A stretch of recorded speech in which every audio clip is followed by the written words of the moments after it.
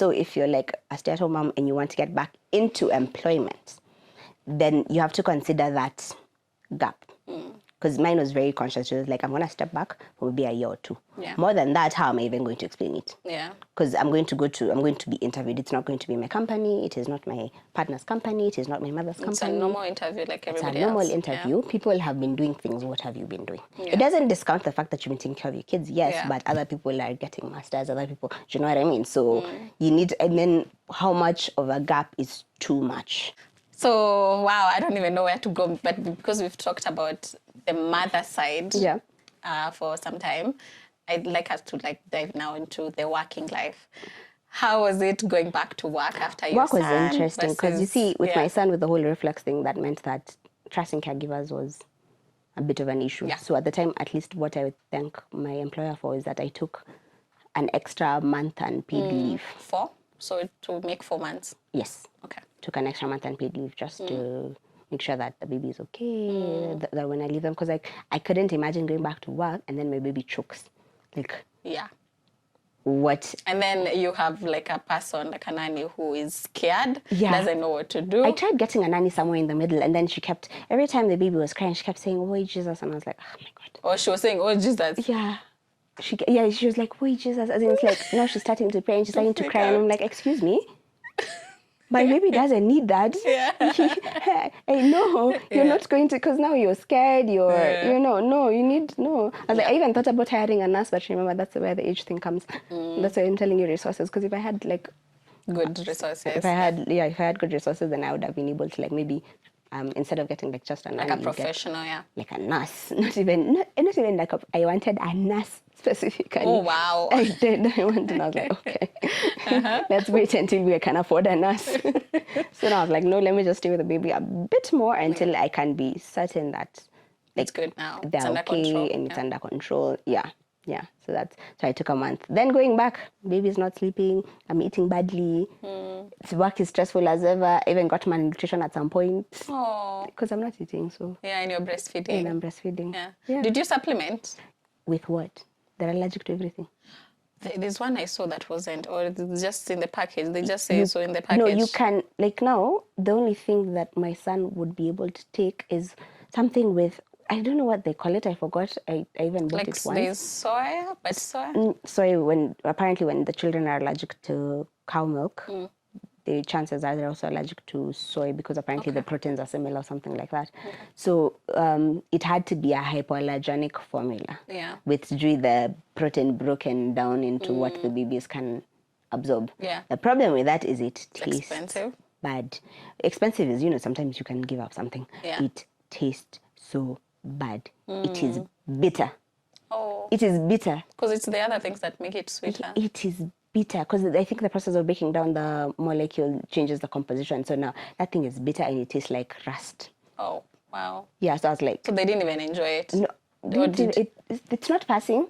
You drink imagine it's like bile. But they're babies. They don't know what anything tastes like. They do. Because they were even feeding through it. Yeah, they do. And also breast milk is... breast milk is sweet. Exactly, it's like sugar and water. Exactly. Now imagine you're giving them sugar. Yeah. And then you're giving them bile. It's nasty. No. What a mom. It's nasty. No. Right. So how was that breastfeeding? Did it... Breastfeeding, I don't know, because you see, you it does stress me. Even now for my daughter, it does stress me because, for me, I don't have the luxury of supplementing, and that's something that I always know. My kids are allergic to everything, so the supplements won't work for them. Yeah. And then feeding is not an option, because I know people who feed at 4 months. Feeding is not an option because now you're introducing the allergen directly.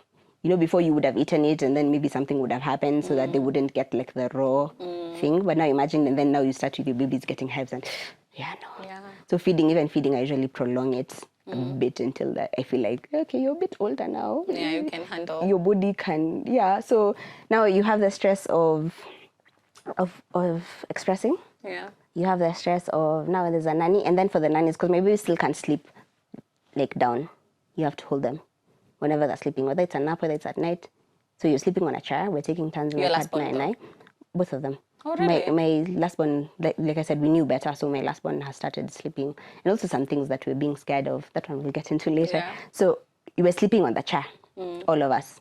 me, my partner, we're taking turns. And because the nanny stays with the baby during the day, it's unfair to ask her also at night. You sit at night and hold the baby. And then also getting a second nanny, one, there's resources. Two, I would get you to hold the baby for me for 4 hours and pay you the same.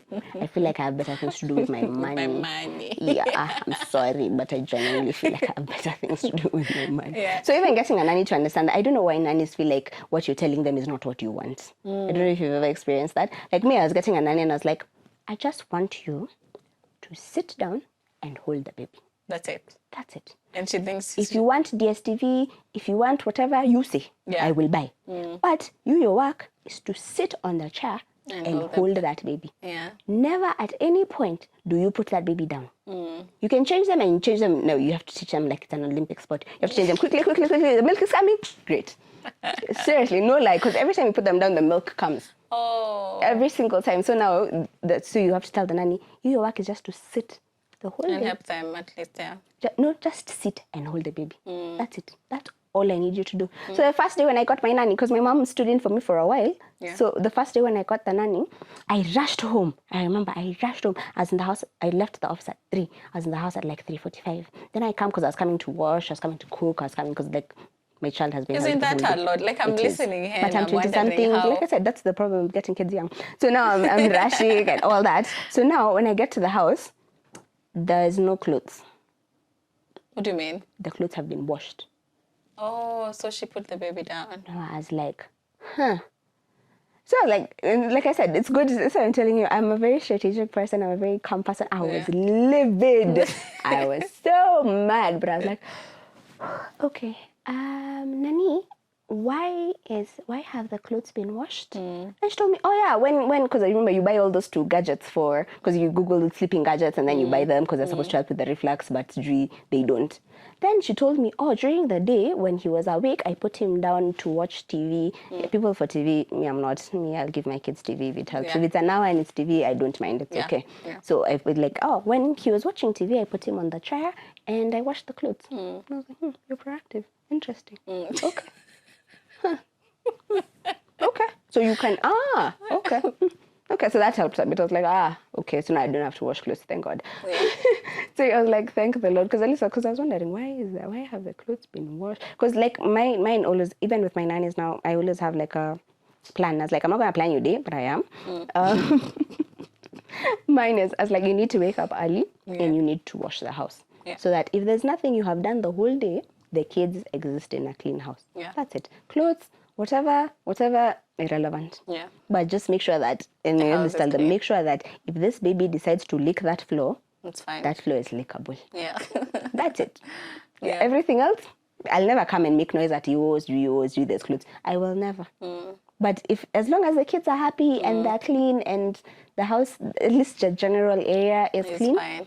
Yeah, I couldn't care less. I will go iron the clothes myself. Yeah. There's no issue. I will cook. I have no issue with that. Yeah. So at least there's that. So now work is like, now you have all of that in the back of your mind. You still have to deliver, right? You still have things that What position were you at this point, or what were you doing exactly? That's an interesting thing. I don't think I've ever talked about it. So when I found out I was pregnant, me, I always find out early because my body changes. I gain a lot of weight in my hips area. Yeah. Around 2 weeks. I don't even need to take the test. So I wake up, my pants are not fitting, and I'm like, whoa. We know. And I'm like, oh, it's only been 10 days.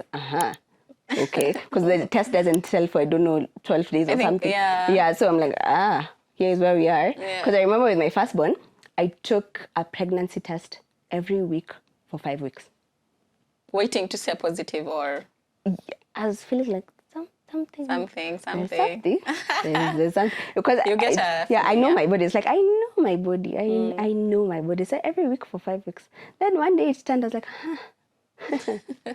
oh, okay. So here we are. So like, so now I found that out. So at the time I was the personal assistant to the CEO, which that's stressful. It's like, it's stressful and the hours are not. Exactly. It's not your typical 9 to 5. Yes. Yeah. So I knew that. I'm the only one who knows I'm pregnant. Yeah. Right? It's first pregnancy, so it won't show early. Yeah. So I started doing a shift. Because I was like, also job security. Because at that position, no one has time for you to go on maternity leave and come back and find your job. Yeah. So I was thinking about that, and I'm like, I'm too young. As in, like, what's going to happen? I'm going to be jobless. What? No. I was like, no. So I sat down. I was like, okay. So I went and I was like, I would like to change departments. Nice. Okay. I was like, I would like to change departments. I did my math. So this was HR? My boss, or actually. The boss, yeah. Yeah. I was like, I would like to change departments. Then my boss, he wasn't really understanding why, but I was like, I'm not going to tell you I'm pregnant now. Yeah. Obviously not. And also I'm not supposed to, you're not legally entitled to that information. Yeah. But story for another day. Yeah. So I sat down, I was like, I want to go to this department. Oh, and then question there, which came out in one of the episodes. Legally, it was my question. I was just wondering, now that you work in a law firm, is it legally right to to expose that you're pregnant at a workplace, like during an interview? Should you? I think it depends. I don't think I had on my Instagram, I think I had a conversation with Angie Obwaka, who's a HR practitioner. Yeah. So I think legally, I don't know what it says, because sometimes the legal whatever in Kenya is a bit and murky. then in different organizations. Yeah, but different. I think that it really depends on, one, your organization, and two, I think legally you're just supposed to give it a week or a month notice. Yeah, something like that if you're pregnant, but then you'll have shown long before then. Yeah, but ideally there's that aspect, because it shouldn't change anything. Yeah. And it will. So that's it's like an ethics thing. Something that's up to you to decide whether you want to reveal that information, knowing full well that people with their conscious or unconscious bias will judge you for it. Yeah, but that's literally up to you. But ideally, in my opinion, also, I think that when the offer letter comes is when you should see, if at all, because it's none of your business. Anyway, back to changing departments. Yeah, so I sat down, I did my math in my head. I was like, if I switch departments here, I even went, I was like, I'm willing to go back to being an intern. So I was like, I'll go back to internship, that's 3 months, probation, then 3 months, that's 6 months. Then I did this, then I learn a bit, then I go back. Then by the time I come back, I can pick it off. I did my math. Smart, yeah. Like, okay, this is what I want. Yeah. Yeah. So then my boss refused. You went now to intern? My boss refused. Oh, really? Yeah. Shoot. Yeah. So I switched to another department anyway. Okay. But not as an intern. Okay. I switched to another department. And I was like, okay. So that was easier to go on leave? It was, in long term, it didn't make sense. That's the first career, notched down. Yeah. Because you see, you can't come from... Yeah.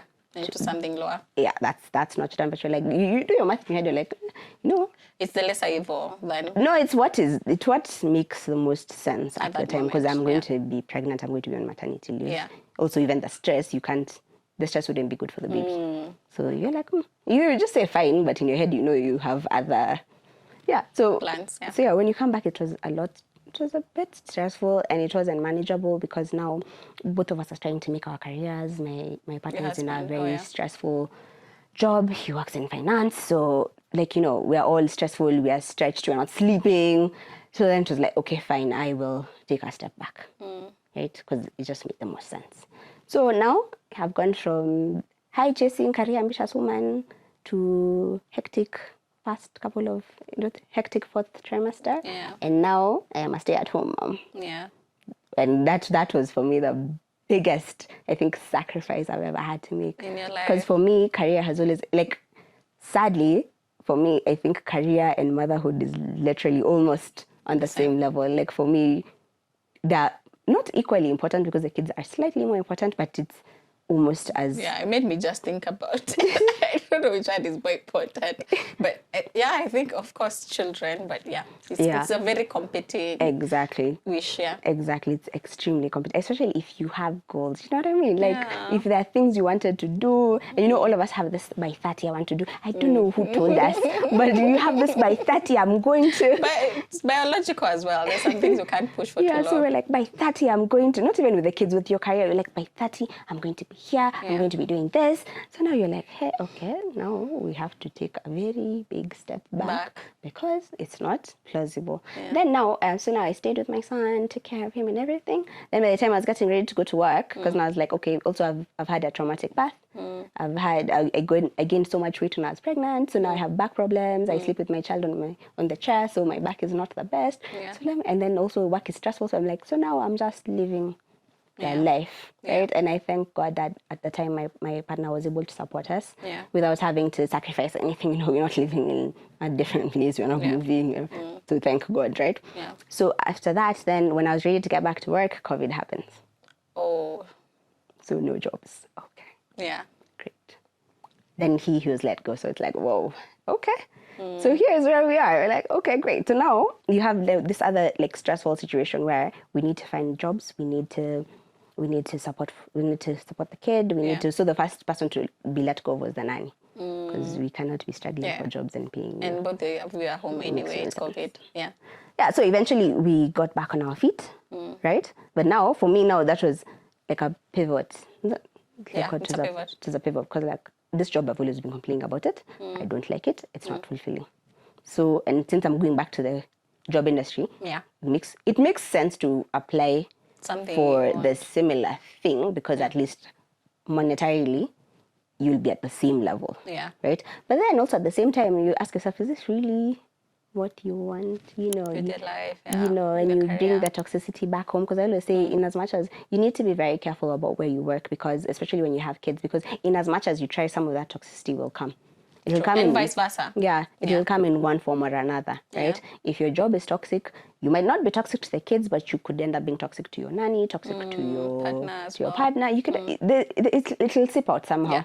And I was like, I don't want to bring that toxicity with me in my home. It makes no sense, right? So now I'm actively applying for different roles. Now that means, now in my head I have to contend with starting over again. So I was like, it's okay. We do what we have to do, right? But then, what did I do now? And then I've always said, I want to be a manager by the time I'm 20. I don't know what. I did that. Yeah. Didn't like it. Because it wasn't what I wanted. I was a practice manager, I think, so I was in charge of, it was like a small office. I was in charge of the whole office. I was in charge of doing that business development, running the admin. I had a few people under me, and I was like, And then the money wasn't reflecting. But I was like, also, it's not what I want. Yeah. Yeah, so I was like, okay, now back to the drawing board again. It's like, and then because I always, how long were you there? Not a lot, I think. It's a problem with our age. Was it like 8 to 10 months? I don't know. I'm done. Bye. No, it didn't make sense. I was like, But were you getting one job and then moving to the other, or? I did, right? No, first there's a job I worked for a month. It wasn't making sense when I left. Then I had a month without a job, and then I got now another job. Then I was like, this, I don't like it. I'm good at it. Just because you're good at something doesn't mean, yeah, I'm very good at logistics, I'm very good at planning, but I was like, it's not the one for me. No. So then I stopped. Then now is when I ended up doing now marketing and business development. Yes. So okay. So how are you feeling there? Is it? It's the funniest thing. My first ever boss always told me, and I think that was part of the reason why I've ran away from it for so long. He always told me, you'd be very good at brand and communications. I think so. And he's like, and me at that time, and they're like, no, me, I'm going to be a CEO. I'm not doing marketing for no one. I like how convinced you are about the things you want. I was like, I'm not doing marketing for anyone. And then I think because, and something I had a conversation with my partner recently, it's like, I don't like, maybe that's something that I also need to shed a bit of. I feel like, I don't know, maybe I feel like I owe the world something, because I have this thing where I feel like it's an unfair, due to lack of better words, like an unfair bias, where everyone who's met me always assumes I'm in communications or I'm doing journalism or whatever, and I'm like, no. So first of all, I don't like it, because I feel like, I don't know, for some reason I feel like my partner and I always have an argument about who is smarter. Between you two. Wow. He's the obvious smart one, because he's the numbers guy or whatever. But it's like, listen, I'm also a numbers person. My job just isn't numbers. That's the difference. Because like on a numbers basis, literally we're almost at par. Right? We all went to good schools. Do you know what I mean? It's like, it's literally, it's just that you happened to work in investments, right? Don't get it twisted, okay? It's not, this is just like life. It's not that you're smarter. You just happen to work somewhere where people, your smartness is evident, or every day. It's every day. You're always working on to do a business model. You're always doing, it's like, I can also do that, okay? I can. I just don't do it on a day-to-day basis, but I can. So for some reason, for me, like that thing, I always wanted, I don't know why, maybe it's a childhood thing, I really don't know, but that thing is what I'm trying to let go of. Like, because I had an idea for myself, and my idea is like, oh, I'm going to do private equity, I'm going to do it, and I'm like, why? So now thank God for like the no job situation, because I was like, so why? You know, I sat down and asked myself, I was like, Why do you need to do that? Yeah. Why do I need to do that? Do I not know that I'm smart? I do. Do I need like validation from a job that I might not even like? Because there's also that option. Yeah. I could get the job and be like what I wanted the manager thing. I got it, and I was like, not for me. Still not for me. Exactly. So then I was like, I could be chasing this thing, and it could be not the one. Yeah. It could be not the one. So I don't need validation from. Yeah. I don't. What is it? I don't even know. So I was like, so no. I know I'm smart. Yeah. Right. It's evident. So yeah, you were telling me about marketing and how now you found yourself in marketing. This thing that people now keep telling you about. I've always been good at it, and I'm not like blowing my own horn. It's just that whenever I go for meetings, whenever like I can see the big picture, and that's something like eventually I'm gonna get into strategy. Yeah. We just now. I think you do great. Like I'm just sitting here wondering, wow, yeah. Thank you. So I always see the bigger picture, not just like the steps. So I always start at the end and then work backwards, right? So if I want, like, let's say, for example, if I'm sitting in a meeting and I'm listening and I'm like, these people would really could do great here. And if we market it like this and they could do this and they could do this. Yeah. And I was like, but at the time I was like, no, I'm going to be CEO. No. And I'm going to be CEO via a GM route because that's what I wanted at the time. Yeah. Like, I'm going to do operations, then shift into CEO. That was the plan. I was like, I never thought of marketing as a channel as or a channel, as a platform, right? Because I don't know why though. But then some of the things we need to be taught in school. I think so. Yeah. And then there's some things we look down upon because of the way we've grown up. Exactly. Like you've grown up knowing the finance guys are the ones who are, Yeah, exactly. And you're like, even me, I'm a top dog. Yeah. What do you mean marketing? Even in campus, I remember those guys who used to do marketing. We used to think they were the stupid ones. Like they're not so smart. Yeah, that's so true. So whenever someone tells you you're doing marketing, you're like, no, I'm in IT. What's wrong with you? Yeah, but the thing is, times have changed. Yeah, but someone needs to teach people in school. All right, I was going to ask you what you want to, like what your career trajectory looks like, but I think you've talked about strategy. Strategy. All right. Yeah, strategy. And I think, to be honest, it's actually the best route because I'm very good at business development. Yeah. I'm very good at marketing, and I'm picking up the things now that I haven't learned because I've been too busy chasing side things. Yeah. So now it's like, now I understand the focus. Now I am like aware of what I need to do. So it's just finding like-minded people, which I think now that's where I am in my career, right? So now it's just seeing how I can leverage my skills because now you see at least the benefit is having worked, because I think this job is the only place where I haven't worked directly with the CEO or the managing partner. Yeah, so with now, like this so because at least I have that benefit of knowing how C-suite think, which helps you when you're formulating the plan. Because now you're doing grant work, yes, but your grant work is slightly different because you understand what's being asked of you. You're thinking about budgets. Exactly. You think it's not really, because ideally my boss would be the one to think about budgets and stuff. Yeah, but you're in the picture. So now whenever I'm pitching an idea, I've thought about it. So it's like, great, that's wonderful. I don't like that. So whenever I pitch an idea and it's like, so this is it, this is the budget, this is how much we need to do, this is where we need to break even. Yeah. Okay. Nice. How are you still my assistant? Come over here, let's do this thing together. So ideally, so now it's like, at least there's that. So now I'm just picking up on the marketing part of things, right? Yeah. Okay. Yeah. I wish you the very best. I think we should like recap after like 2 years. I think you're gonna do great things. Thank you. Oh, this is nice.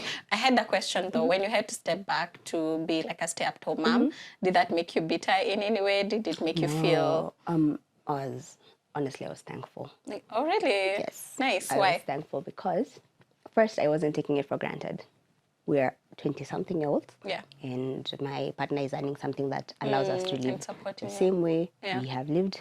Nothing changed. And I'm able to stay at home with the kids. It's just something that I've always wanted to do, right? I just thought that's why I wanted to do it later because I was like, I'll be CEO at 30, then I can have my kids. Yeah. That was always like my plan. Your game plan, yeah. But now it has changed. Now it's like I'm having my kids. Then when they're old enough, I'll go back to work. You go and kill it. Exactly. Yeah. So now as a bit thankful because now, we did so many things. My son has had the best me. Yeah. So my son has had the most time with me. So it's like this weekend, giraffe center. Next weekend, we're at some sensory thing in some place. Next weekend, we're painting. What were we doing? Okay, we did a lot. We're painting things. We're having like homemade Play-Doh, and we're learning how to read. You know, I had a good time. Okay. No, I was just curious about that because I think it's a big step for It's a big step, but you have to. I had thought about it for many months. It wasn't. I had thought about it. Even when I went to give birth, I thought about it. Then I was like, yeah, you're a working mom. Yeah. You need to not show your kid your hands. You're going back to work. And I was like, am I really? Moms, I think that's the first advice any mom gives. Yeah. Don't make the baby used. Yeah. Yeah. So, yeah. You're going back to work. I was like, am I really? And then when the problem started, I was like, am I really? Yeah. So it has always been in the back of my mind. I didn't want the whole like, okay, now if I step back, will I be? That's the thing, though. I think that's what I would like to tell people, right? Yeah. If you're a stay-at-home mom, or if you think about being a stay-at-home mom, and you want to get back to employment, because also realize people are different. I personally, at this point in time, I think it could change, but at this point in time, I'm not an entrepreneur. Yeah. And I'm comfortable with that. Me too. I'm an employee. Yeah. It's sad, but I am an employee. I will not be the one to go look for clothes to sell. I am not. It is not me. No, like I admire those people. Yeah. I wish I was more like that. I am not. Yeah. Okay. I am not. I'm just not built like that. Yeah. Okay. I might maybe what I've been exposed to. I don't know. But like I'm always thinking about how organizations are working, things like that. So the entrepreneurship thing, as at now, maybe on a different scale, but as at now, it's not for me. So if you're like a stay-at-home mom and you want to get back into employment, then you have to consider that gap. Because mine was very conscious. She was like, I'm going to step back for maybe a year or two. Yeah. More than that, how am I even going to explain it? Yeah. Because I'm going to be interviewed. It's not going to be my company. It is not my partner's company. It is not my mother's company. It's a normal interview like everybody else. It's a normal interview. Yeah. People have been doing things. What have you been doing? Yeah. It doesn't discount the fact that you've been taking care of your kids, yes, but other people are getting masters, other people, do you know what I mean? So you need, and then how much of a gap is too much? Too much. What do you think? Or does it for me personally, I don't know about everyone else, I felt like 2 years is good. Was good. It's like a sweet spot. 1 year, you might not be ready. You might feel like you should have given more. Yeah. And more than 2 years now, even in terms of like skills, because you see, you're not... It's a very changing world, actually. Exactly. By the time you're coming back, things have changed. Maybe they're using a different system and you're not conversant with it. It won't take you long to learn, obviously. Yeah. But certain things, they might make the employers a bit hesitant to get you back. Yeah. And then remember which level you are. Because if I was a CEO, I could even take it. Yeah, level is important. Yeah. Level is important, right? So you also have, because they're looking at you like, what are you telling me? You know? So you have to be very cognizant of that when you're making this decision. So if you wake up and decide this is what I want to do, then you decide it and you move forward from there. Put yourself a timeline, and then also like a timeline for reassessment. You can say after 6 months I'm going to reassess and see whether I'm ready to go back to work. I'm ready. After another 6 months. I like that. Yeah. So you're not also giving yourself pressure like it's 2 years and then I'm back. Give yourself assessment periods. Assessment. You're sitting around, you're like, do I like what I'm doing now? Do I want to go back? No. Okay. Do you like what I'm doing now? Do I want to go back? Like that. Just everything, just slowly. And then I think your career is very important, like depending on which industry that you're in, because you have to consider maybe 2 years in a different industry is suicide. I think in marketing, it's suicide at this point. It is. Things are changing every single day. Yeah. It is. So you have to, and then also if you're doing marketing, you could be doing a YouTube on the side. You know, like these things, like no pressure. You know, you're not doing YouTube to get numbers, to get sponsorships, you know, no, or endorsements. No, you're doing it because you just want to keep yourself updated with the market, learn new skills. Because even that one, you could go back and you could be better. Because when you've been away, you had time to focus and this is what you've been doing, and you have a portfolio, so you can show this is what I've done. These are my numbers. This is how I got them. So you see, you've actually applied what you've been doing to your current situation. So if it's something that you can do, then something you can consider. It can even take more than 2 years if that is the case. But if you're not doing that, then the assessments are very, very, very important. Yeah. All right. I think even when we started talking, or you reached out to me, it was you are passionate about employment and bridging the gap between young moms and employment. Is there something you want to talk about there? No. As we wind up? It's just an idea, really, but I just felt like, for me at least, there was no like support or no information out there. Yeah. Right? So there's no information about people who are stay-at-home moms, right? So you have like your stay-at-home moms, and like there's no... So the way I've been seeing it, it's like stay-at-home moms with like rich husbands and, you know? Yeah. So you're like, If you're still at home, maybe you're going to shags if you don't have like somebody who provides for you, because how are you going to survive? Exactly. So you're like, not quite there. And then also even like the things that you're doing, like the co-curricular, due to lack of better words, co-curricular activities, right? So like people can be like going shopping, you're like, am I not, no, there's not time for going shopping, do you know what I mean? And then like-minded people, like even people from your previous workplace, you can't meet at the time that they want to meet them, they want to meet after work, you after work, you have... You're bathing your baby, yeah. You're doing other things, like, no, and I'm not going to sacrifice that to go meet you guys, because also you're going to feel out of place, because they're going to be talking about the exact work situation, not necessarily just work in general, especially if all of your friends are in the same department, exactly, or same office, even same organization, you know. So you're gonna be an outsider looking in, despite the fact that you were once in. It's terrible. It's quite that chilling. Yeah, it's terrible. It's terrible. So you have to like, there's no like support system. There's no people telling you like, okay, you need to do this. These are like what you can do in the meantime. Because sometimes you might have a bit of downtime, and sometimes you might also want time for yourself. Because remember, like I said, I am very intentional about my parenting, and I'm intentional about being present. Yeah. For a time, right? I always say that I think you can have it all, you just can't have it at the same time. At the same time. You can't have it. So you either being like those present, overly focused helicopter parents, or you're doing your work. Right? Because otherwise, when you try to do both will fail. No, actually, both will fail, because you're not being fully present at work and you're not being fully present at home. So you're not achieving anything that you set out to achieve. So it's just like, I think, to really have a good look. And I think this, if you can afford it, you should talk to a career, what is it called? Strategist or coach. Yeah, exactly, a career coach. I think you should sit down, because sometimes you have, like me, they were so fixated on one career path, right? And it took me that long to realize I could do this. And if I had talked to someone, maybe they could have pointed it out, or even given you things that you've never thought of, because new jobs, new roles are coming up every day, right? We are not just sticking to the same old things that are new. Like, did you ever think digital was a thing like 10 years ago? Do you know what I mean? Even when I was living in school, I didn't know. I knew there was social media, I knew you could sell stuff, but I didn't know it was like a full-on career. Exactly. Like now there's this sustainability as a job option, not just as something you do for CSR. You know, like someone, like you could actually have a role as a sustainability person. And you see these other things, like, and that's their job, you know? It's their job to keep up with such things, so that when you go to them, they can point things out for you that you were not privy to before. So do you think a career coach also, you have to be careful with I have personally never gone through one, but it's because, but maybe it's a story for another day. It's like therapy. There's quite a number of things that come to my mind before I speak to someone on that. But anyway, anything else that you'd like to say? Maybe a piece of advice to a working mom at the moment as we wind up? Yeah, I think for me, I'm going to give you hypocritical advice because I don't follow it. Give hypocritical and then one that you actually have done so for yourself. Hypocritical advice is allow people to help you. Yeah, like you don't have to do everything yourself. Hypocritical because that's not me. But I'm learning, but it's definitely not me. And I think the other thing is to always have the end goal in mind. Always have the end goal in mind and then work towards it. You can adjust it as you go, but if you know what you're working towards, then now you start putting measures in place to achieve. Get there. All right. Thank you for coming. Thank you for having me. Thanks for sharing all the information. It was an interesting episode. Thanks for having me. You're welcome. Okay. All right, and thank you for joining us today. And we'll see you in the next episode. As always, remember you can reach us on Instagram through our DM, and we'll see you next time. Bye.